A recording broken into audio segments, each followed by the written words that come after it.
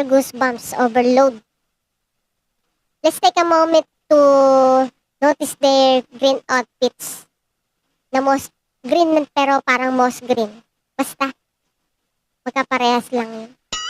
They really suited them perfectly. And their vocals sounded just like a recording.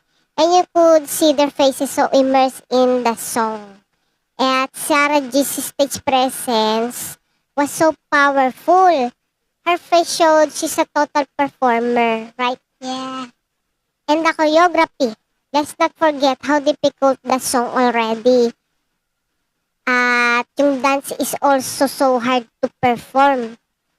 Yeah. At as for vocals, all of them, wow yun na wow yun. Their vocals were so clearly live. And you could really hear every note.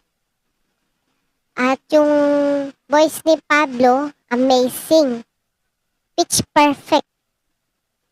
What else can I say?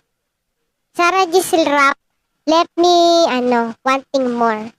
She is actually so good at rapping. And it's my first time hearing her do it.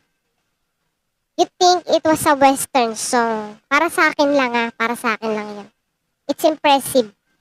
What rating would I give? 100. No question. Ask. Okay? Yeah. The performance was absolutely electrifying. Seeing Sarah Geronimo join SB19 added a new